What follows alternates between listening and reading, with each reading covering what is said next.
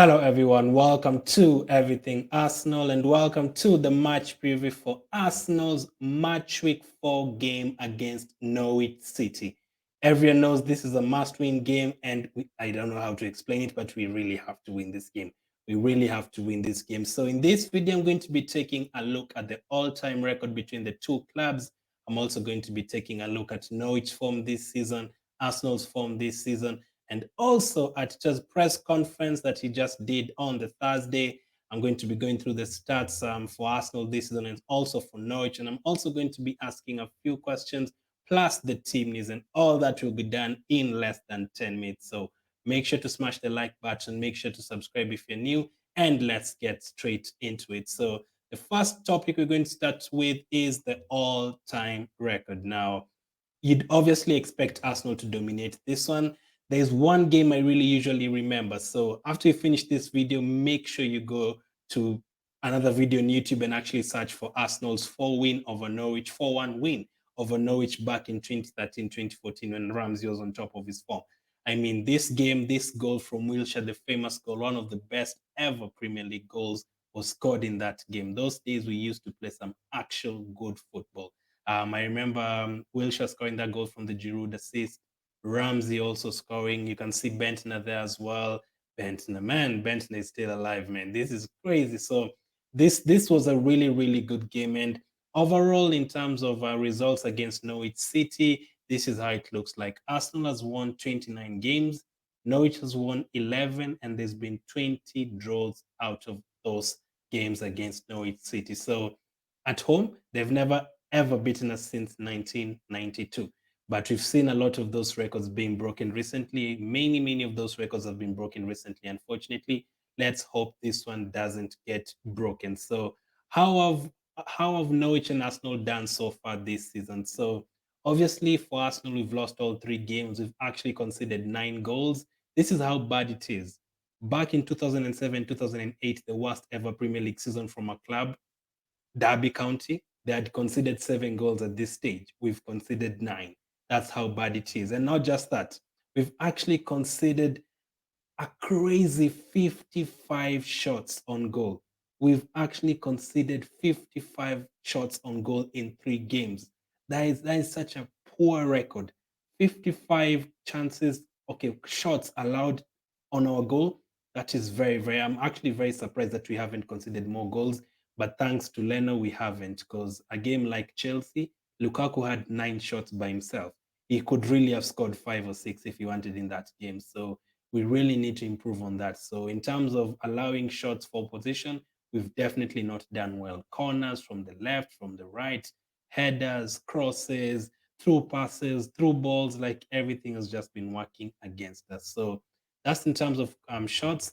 In terms of possession, we've only had 39% average possession. Now, listen, I do understand that we've played such good teams. Chelsea and City were Champions League finalists last season, but 39% average possession, you've played Brentford, you've played Chelsea at home, that is just not acceptable. So as you can see, there's no need of dominating possession, but you have to at least have more of the ball to actually score. And for us, we are not good at taking our chances. So even if we don't dominate possession and you get one chance, you'll probably miss it. So we need to have a bit of the ball to create a few more chances. So our possession is improving.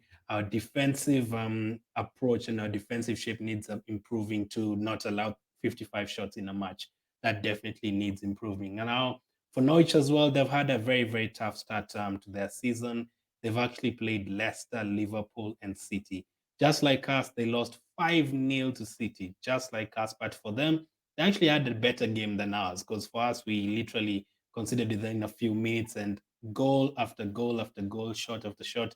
They've conceded 44 shots, we've conceded 55. So that shows you they've had a better start to us, and they've actually scored a goal against Leicester City. Although it was a penalty, they've scored a goal, and that is why we are behind them. So in terms of Norwich start to the season, it has been very poor. I'm surprised they haven't changed their approach from last time out.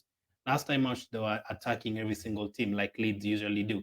But with Leeds, I think they have more quality players than Norwich. And Norwich, I think, to survive in the league this season, it's funny I'm talking about Norwich when they're above us, but for them to survive this season, they have to take up another approach, because if they go toe to toe against every team, like they're playing a 4-3-3 formation against City away from home. That is very brave. So I think they need to change that to improve. But if they come with a box to box, let's attack, you attack, attack, we attack kind of approach against Arsenal, I don't see us keeping a clean sheet. I think we are not good enough in terms of concentration and everything. Yes, we'll have a couple of players back, which I'll come to later on, but we do need some solidity at the back, and I don't think we can. If Pookie gets 3 or 4 chances, they'll probably score. So if we, I don't know, let me know in the comment section which one do you prefer. Do you prefer if Norwich sits back in defense, or do you prefer if they actually come at us? Let's attack, we attack. Which one do you think be of benefit to us? Which one do you think will be of benefit to us?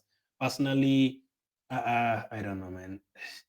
I don't want us to consider many more goals. I want us to keep a couple of clean sheets. So if they stay back and we can create a couple of chances from Odegaard, I'd be happy. So for me, I'd prefer if they sat back, but I don't think they will. We are below them, and I think they'll actually go for the game. So unfortunately, that's how it is going to look. The next question I have for you guys is Leno or Ramsdale. Before I come to the team news, obviously Leno has played all our games in the last few years, but Ramsdale actually did very well against West Brom, and there's been talk that Leno will be dropped and everything.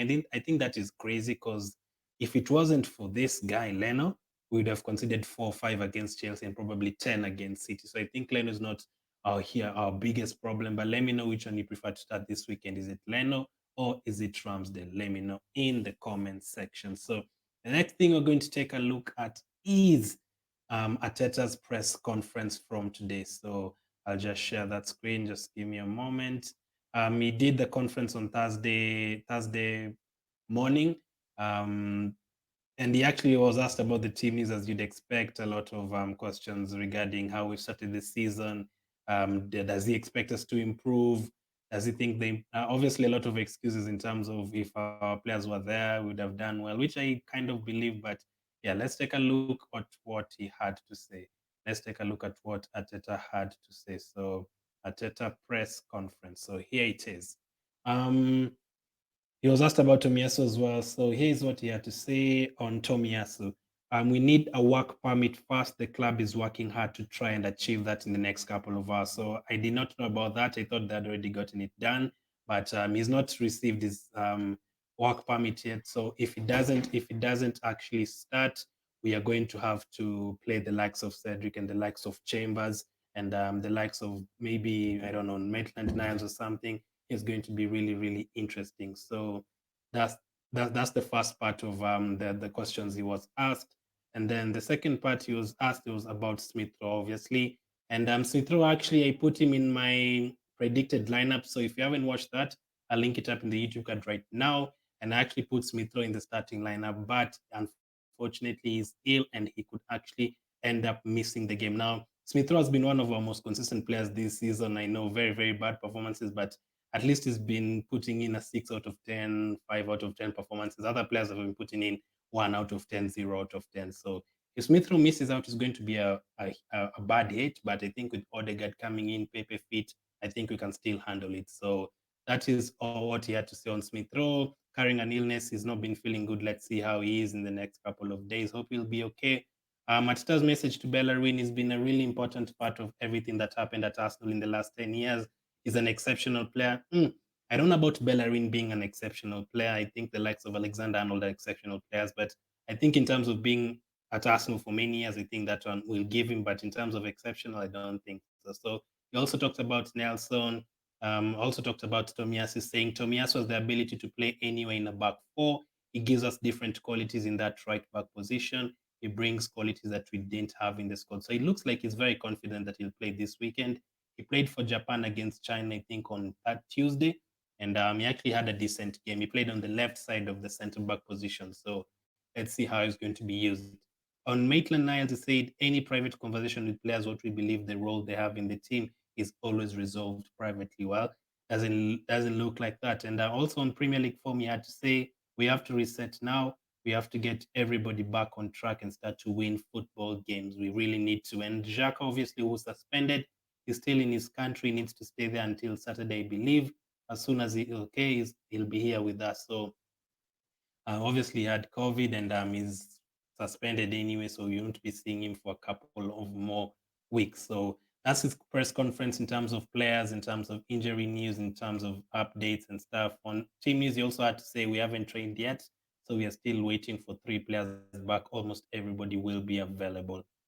So let's get to the team news. Obviously, for our team news against Norwich, luckily we have a couple of players back. We missed all these players, and to be fair, I do understand missing the likes of Gabriel and Partey would hit you badly. But we can finally feel these two guys in the same team. Gabriel and Ben White both have recovered from their illness and injuries. Thomas Partey is back. Personally, if we had won maybe a game, I wouldn't have started him because I don't want to start him against Norwich and then he gets injured again. We have some really important games coming up. Listen, I think this is our biggest game anyway, but I think without Partey against Norwich, you can survive, but we have no other midfielders. So Partey has to start alongside Lokonga. That is how it has to be. So that's in terms of team news, that's what we have. I think Odegaard will probably start. Tomiyasu, if he doesn't start, Cedric will start. Cedric against Norwich, the last time he played Norwich at home 2 seasons ago, he scored within less than 100 seconds of his debut for us. So that was a good game. Can he replicate that? Let's hope so, because I think if this guy doesn't start, it could be Chambers or Cedric and not Niles. So in terms of team news, we could be missing the likes of Smith Rowe and Tomiyasu if they don't get past fit, but we still have a couple of players coming back, which is a good thing. So let me know in the comment section, who would you start in the front four? Would you start both Aubameyang and Lacazette? If Smith Rowe misses out, would you start Odegaard and Pepe, or what would you do with the team? Let me know your front four. So again, as I said, I already did a predicted lineup for Arsenal, so I'll link it up in the description as well. The first link in the description, you can check that out. Finally, let's take a look at the kind of team Norwich could go for. This is the kind of team Norwich could go for. So let me see. So they have a couple of very good players in their team, and we really did face a couple of very good players in their team 2 seasons ago. So I'm expecting Tim Krul to start for them in goal, Gibson and Hanley to start the centre-back positions. Hanley kept 2 clean sheets in the international break, is actually a teammate of Tierney, and they kept 2 clean sheets in a row. Max Aarons, who've been linked to for a while. Williams, who just came from loan from Manchester United, Brandon Williams. For the FPL managers, this is a good pick. Billy Gilmore, Les Melu, and Rupp in midfield, Rashika, Pookie, and Cantwell up front. So that's how it's looking like in terms of their team news. That's what I expect for them to start. I don't know. Cantwell, last time we faced Cantwell, he actually did pretty good against us. He scored against us, so we need to watch for him. But looking at that picture, that is very depressing. I mean, Kolasinac, Xhaka, Mustafi, Chambers, and surprise, most of those players are still at Arsenal right now, unfortunately. So yeah, that shows you where we are at as a club. So another start for you guys before I end it is on Aubameyang. So Aubameyang, the 2 games he played against Norwich in 2019-2020 season, he scored 2 goals at home and 2 goals away. So 4 goals in 2 games against them. Very good record. Can he add to his 3 goals against West Brom in the Carabao Cup and open his Premier League account for the season? I probably think so, and I'm going to go for Arsenal 3, Norwich 1, and Aubameyang to get 2 goals. I'm actually going to go for Aubameyang to get 2 of those goals. So that's the match preview for Arsenal against Norwich City. Let me know your prediction for the match. Let me know what starting lineup you'd go for. As of now, thank you for watching. I really appreciate it. I'll be back with the match review as always, the match reaction, the player ratings, and everything. Keep staying safe, and I'll catch up with you guys on the next one.